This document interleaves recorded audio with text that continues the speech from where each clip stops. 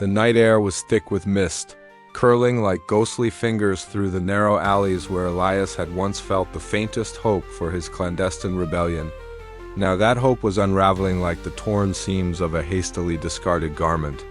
He stood in the shadows outside the door of his hidden workshop, heart pounding as the distant sound of boots echoed heavy, relentless, closing in like a tightening noose. Inside, Margot was arranging the last of the modified grief garments, her hands trembling as she adjusted a seam to grant more ease to a widow's burdened shoulders. Jonas was near her, his eyes scanning the dim room for any sign of danger, the flicker of a candle casting long shadows across his grim face. Suddenly, the door was shattered by a brutal crash. Wood splintered, and the rancid smell of smoke and wet leather filled the cramped space. The morning police poured in, led by the imposing figure of Inspector Harrow. His scarred face was set in a mask of merciless duty, his voice booming over the chaos. By order of the Crown, this place is under arrest for unlawful tampering with grief garments. Margot's eyes widened in shock, tears carving clean lines through the grime on her cheeks. "Elias!" she cried, but her voice was drowned in the clamor of boots and shouted commands. Hands grasped at her arms, dragging her away as she struggled, the soft rustle of her altered morning dress torn by the roughness of her captors. Elias was frozen for a heartbeat, the world spinning around him. Then, with desperate clarity, he ducked beneath a table piled with scraps of fabric and hidden journals. His breath came shallow and fast, each breath a stolen fragment of life as the police ransacked the room. Jonas fought fiercely but was quickly overwhelmed, his shouts silenced by the cold grip of shackles. The room grew still, but for the heavy steps and harsh whispers. Elias emerged only when the last officer had left, dragging Margot and Jonas into the foggy night. His heart ached, raw and ragged, torn between the urge to flee and the unbearable weight of loss. He sank to the floor, the worn wood cold beneath his knees. "I will find you," he whispered into the silence, no matter the cost. The raid was more than a violent interruption. It was a shattering of the fragile threads holding his movement together. The stolen garments, the coded journals, the secret patterns, all were now in the hands of his enemies. Elias knew the coming days would test every fiber of his being.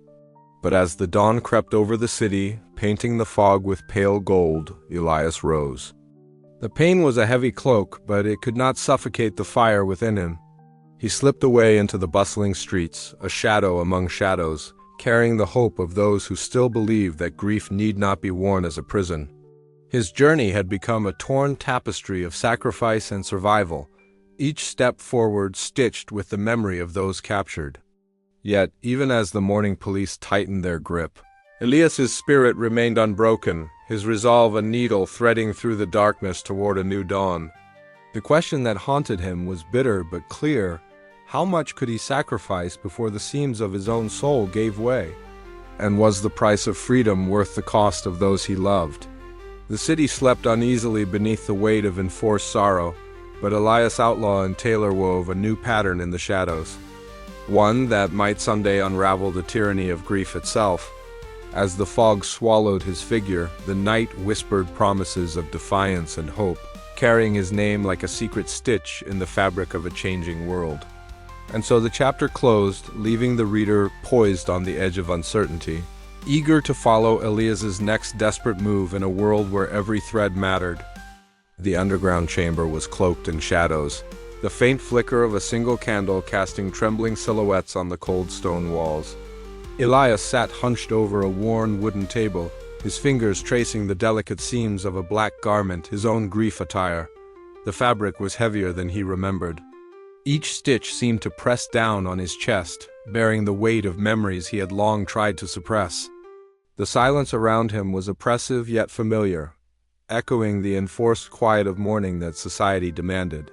In the dim light, Elias let his mind wander back to the days when grief was a public spectacle, a chain woven tightly around the soul and displayed for all to see.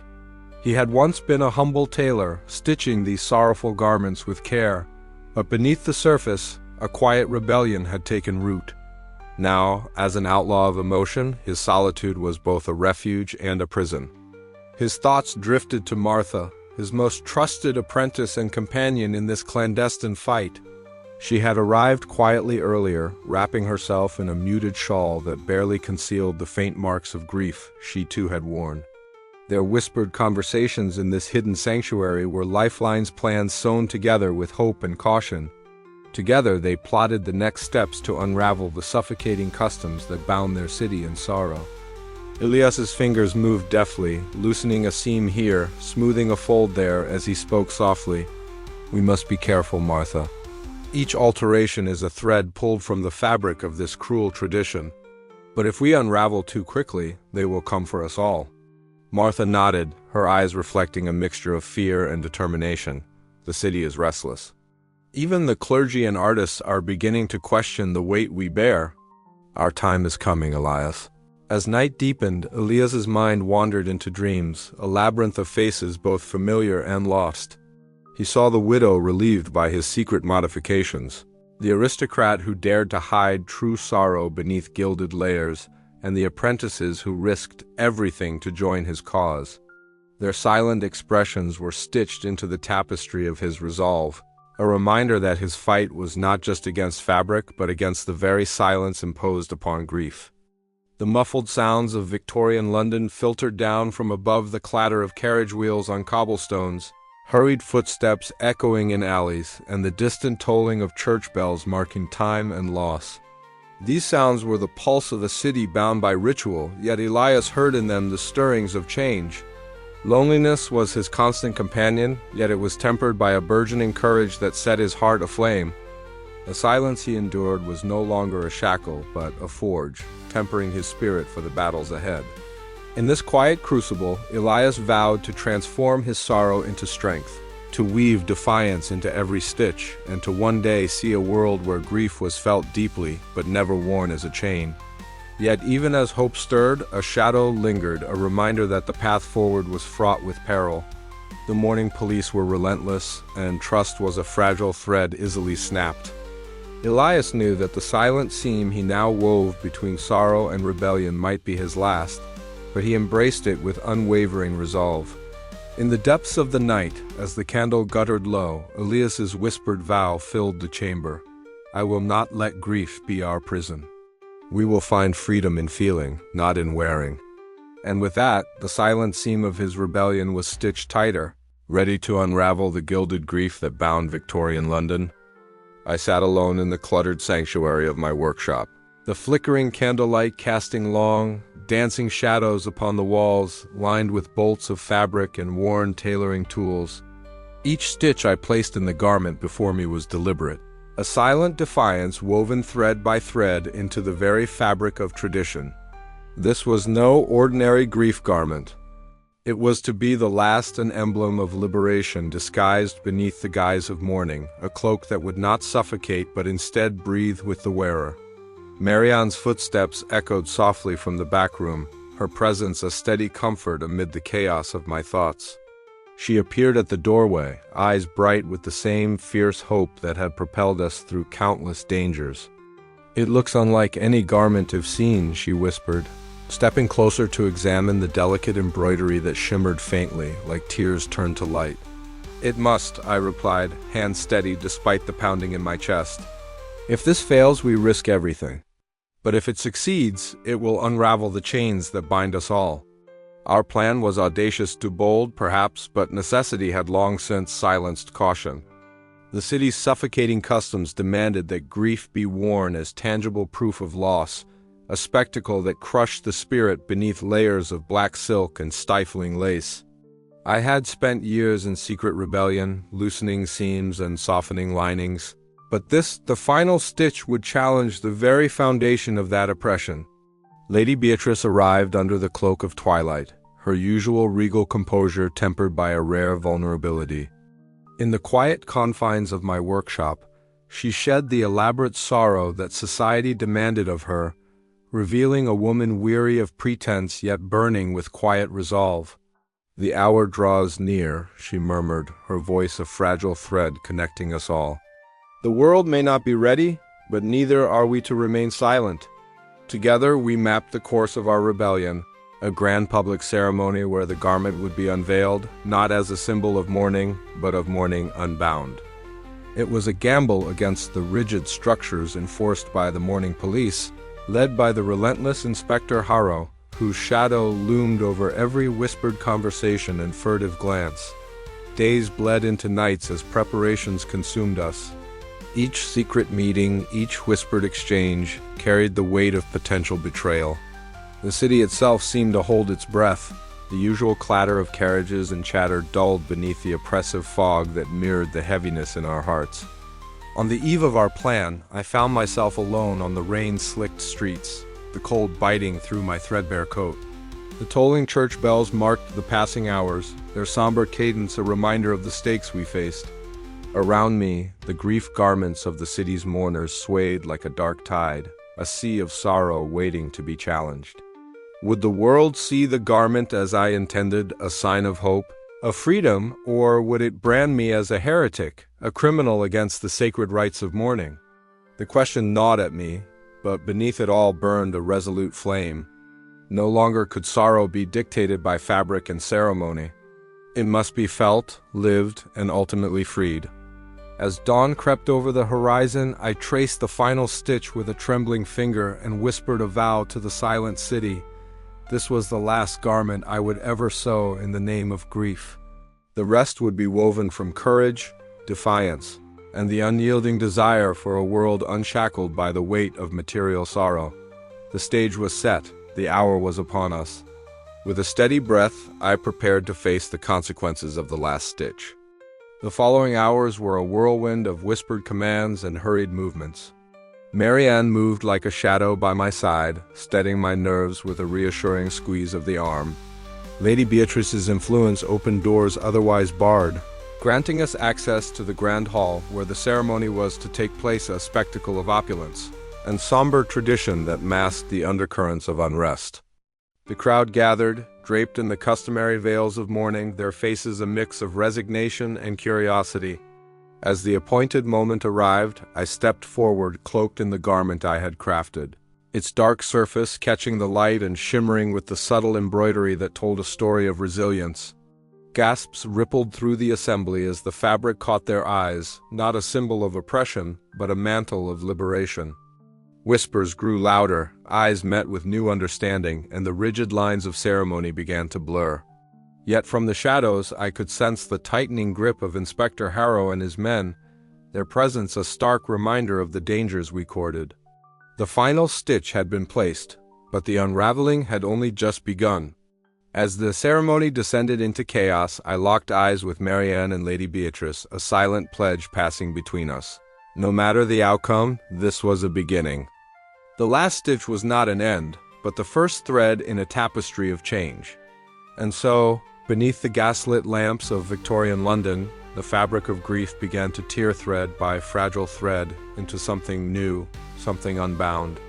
The city held its breath, and I waited for the dawn. The city was cloaked in a thick, unyielding fog as dawn broke over Victorian London, the pallid light scarcely penetrating the suffocating gloom. From his vantage upon a narrow balcony that overlooked the bustling thoroughfare beneath, Elias felt the weight of countless eyes upon him, some curious, others fearful, many desperate. The crowd had gathered in numbers that defied expectation: shopkeepers, laborers, aristocrats hidden beneath their veils, and children with wide, uncertain eyes. All had come to witness the unraveling of a tradition that had bound them in invisible chains for generations. "Ladies and gentlemen," Elias began, his voice carrying over the murmurs like a thread of steel forged in the fires of conviction. "For too long we have worn our grief as a shackle, our sorrow sewn into every seam, every fold, as if it were the only truth we possess.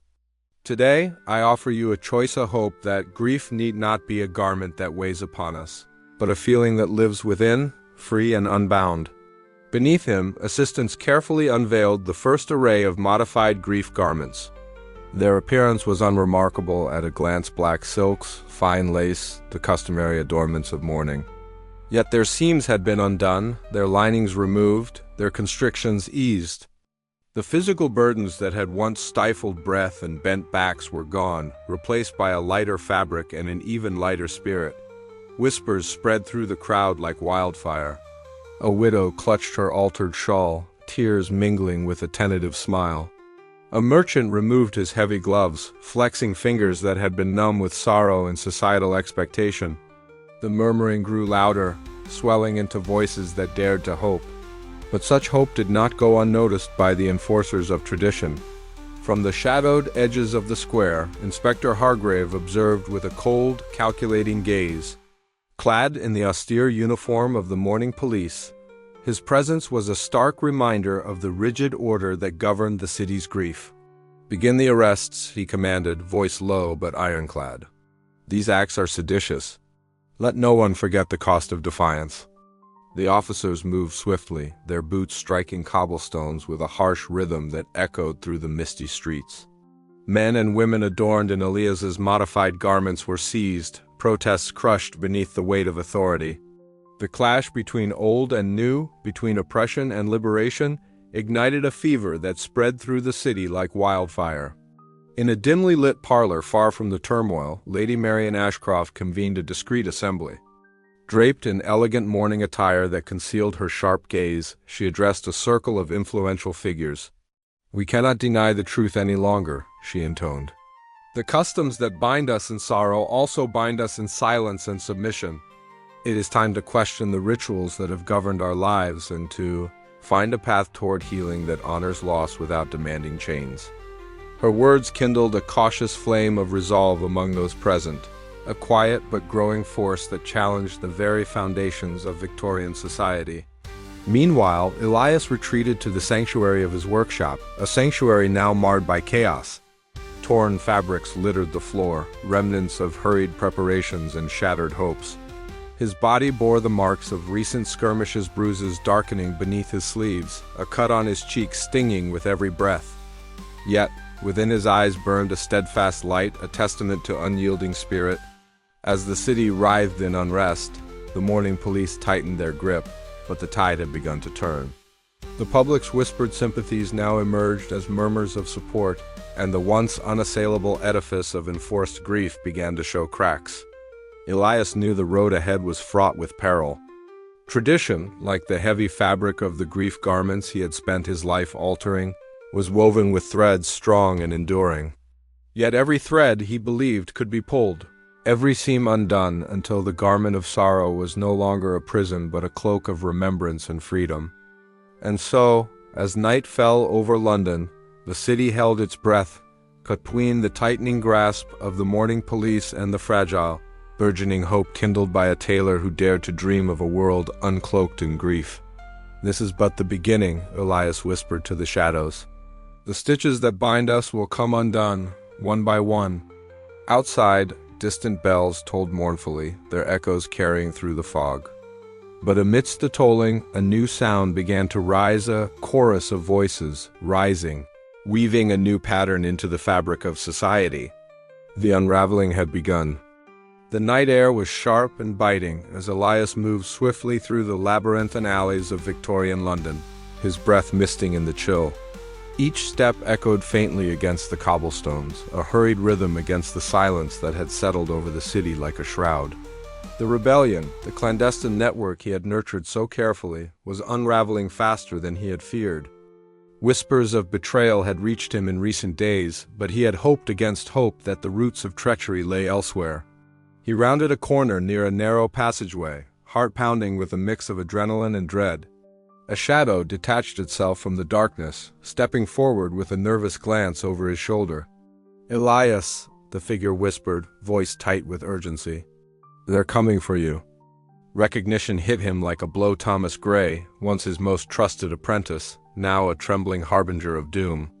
Elias's eyes narrowed. "Why?" he asked, voice low but steady. Thomas swallowed hard, avoiding the piercing gaze. "They promised leniency. They said if I helped, I'd be spared the worst." Before Elias could respond, the clatter of boots erupted from the shadows. Morning police officers, led by the formidable Inspector Mallory, surged into the alleyway, their dark uniforms stark against the dim gaslight. Elias's heart sank, the betrayal cutting deeper than any blade. Hands gripped his arms with iron strength. The cold snap of shackles closing around his wrists was a cruel punctuation to the night's events. As he was dragged through the streets, the familiar cityscape now seemed hostile and alien. Faces that once nodded in secret solidarity now averted their eyes, fearful of association. Thrown into a dank, cramped prison cell, Elias's world contracted to the cold stone walls and the faint, flickering glow of a single candle. The air was stale and heavy, thick with the scent of damp and despair. Night after night, the silence pressed in on him, broken only by the distant clatter of footsteps and the muffled voices of guards exchanging terse words. His mind became a battleground. Memories of his cause, the tapestry of stolen moments with his allies, and the sharp sting of Thomas's betrayal wove together into a torment that threatened to unravel his very being. The grief garment he once crafted so skillfully now felt like a shackle around his soul. Yet, amid the isolation, there were moments of fierce clarity. Elias recalled the faces of those he sought to free: the widows, the oppressed, the silent mourners stifled by society's demands. Their sorrow was no longer just a burden of fabric and thread, but a tangible weight upon his conscience. One evening, as the candle guttered and shadows danced erratically on the cell walls, Elias heard footsteps approach. The cell door creaked open and a guard stepped in, his voice gruff yet not unkind. "Word is, you're a hard man to break." Elias met the guard's gaze steadily. "Breaking is not the same as bending." The guard nodded, a flicker of respect passing between them before the door shut once more, leaving Elias alone in the darkness. In the days that followed, Elias's thoughts turned inward, weaving resolve from the threads of despair. The betrayal that had shattered his trust also illuminated the depths of his conviction.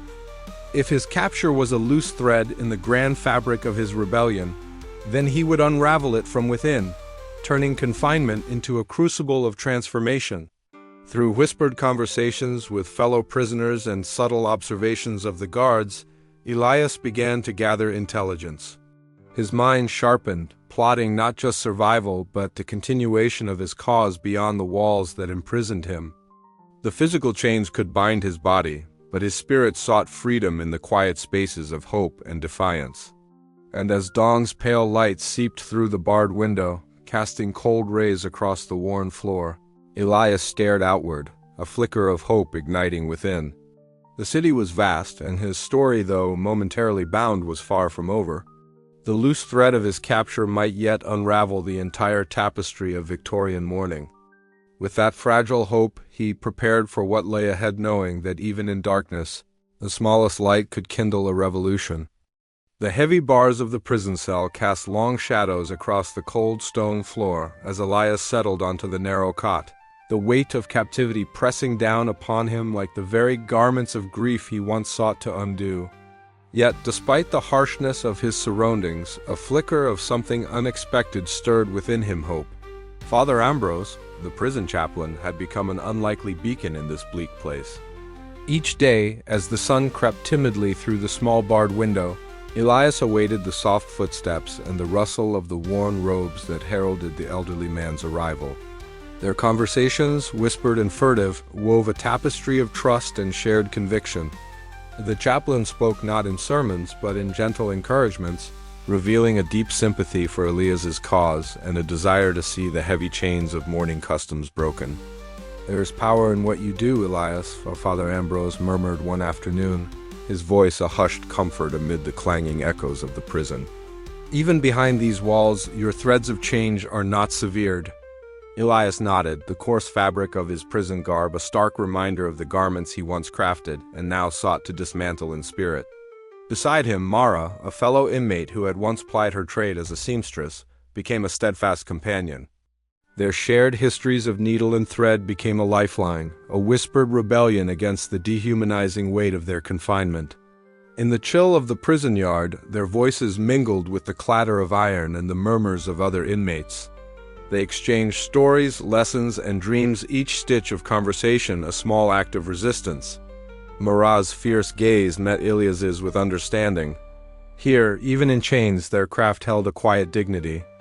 Meanwhile, beyond the grim walls that caged Elias's body, the world was shifting. Lillian Hawke, a woman of sharp intellect and passionate resolve, rallied artists, clergy, and common folk alike. In smoky rooms and candlelit galleries, she spoke of the cruelty embedded in Victorian mourning, how grief had been twisted into a spectacle, a prison of cloth and ceremony that suffocated the soul. Her words ignited a fire among those weary of enforced sorrow. Pink-streaked fingers clutched pamphlets. Hymns were rewritten to honor healing instead of despair. The movement grew, its heartbeat echoing faintly within the prison where Elias lay captive. One evening, as the prison settled into uneasy silence, a guard approached Elias's cell, slipping a crumpled letter through the bars with deft fingers. The message was brief but potent. The movement was gaining momentum. Voices once silenced now spoke boldly. Elias's spirit lifted, the news a balm against the cold and isolation. The walls that confined his body could not bind his influence. Through alliances forged in shadows and whispers, through the courage of those outside who dared to dream of change, Elias's vision endured. The threads of redemption were weaving a new pattern, one of hope, resilience, and the promise of a future where grief might be felt deeply but no longer worn as a shackle. As Elias traced the lines of the letter with trembling fingers, he knew the fight was far from over. Yet, in this crucible of hardship, the seed of transformation had taken root. And with it, the dawn of a new morning was beginning to break. The prison's cold walls echoed with the soft scratch of needle on fabric, the whispered hope of redemption woven stitch by stitch. Elias's journey, though shackled, was far from finished. End of. The air in the town hall was thick with anticipation, the faint scent of beeswax from countless gas lamps mingling with the murmurs of a crowd on the cusp of change. Lady Marian Ashcroft stood poised at the lectern, her silken gown a softened echo of morning black, its fabric flowing without the weight that once defined grief in the eyes of society. Her voice, steady and clear, rose above the subdued clamor, weaving a tapestry of words that challenged the very foundation of their customs. "We have long worn our sorrow as armor," she began, a garb so heavy it suffocates the spirit it seeks to honor. But what if grief, instead of being a burden, could be a quiet companion, a memory cherished, not a prison imposed? The crowd shifted, some faces creased with skepticism, others alight with a tentative hope. Elias, standing near the back, felt the familiar tug of his own journey, the countless nights stitching and unpicking the bonds of sorrow sewn into fabric. His eyes traced the faces before him, from the hardened shopkeepers to the curious aristocrats, all caught in the throes of a society slowly unraveling. Margaret, his former apprentice, had taken to the streets with a burgeoning collection of grief garments, reimagined lighter fabrics, muted designs that honored loss without enslavement. Passers-by paused, fingers brushing the delicate weaves, their expressions a mixture of surprise and relief. For the first time in decades, mourning felt less like a public spectacle and more like a personal passage. Reverend Thomas Hallé, seated near the front, nodded approvingly. His sermons had begun to echo this sentiment, urging compassion and inner reflection over outward display. In the quiet moments of his church, with the hearth fire crackling softly, he preached of grief as a natural tide to be felt, not a costume to be worn. Yet the path was far from smooth. Critics whispered of decay in morals, of disrespect to the dead. The mourning police, though less vigilant now, still cast wary eyes on any deviation. Elias knew the struggle ahead was not merely against fabric and thread, but against centuries of ingrained belief. But tonight, as Lady Marian's words lingered in the air, as Margaret's garments caught the eye of a hesitant noblewoman, and as Reverend Hale's gentle call to empathy found fertile ground, the first true stitches of change had been sown. Elias stepped forward when the meeting concluded, greeted by nods and quiet thanks. His heart, once burdened by the weight of grief garments, now carried a lighter hope. The morning unbound was no longer a distant dream, but a dawning reality. Outside, the fog of London seemed less oppressive, the gas lamps flickering with renewed warmth. The city held its breath, poised between the old and the new, as the fabric of society began to shift beneath its feet. And in that shifting weave, Elias saw the promise of a future where sorrow could be felt deeply, yet freely, no longer a garment to wear, but a memory to hold close. But as the night deepened, a lingering question remained. Could a society so rooted in ceremony and spectacle truly embrace a mourning unbound? Or would the old threads of tradition pull tight once more, suffocating the fragile hope newly born? The answer, Elias knew, would be stitched with every step they took forward.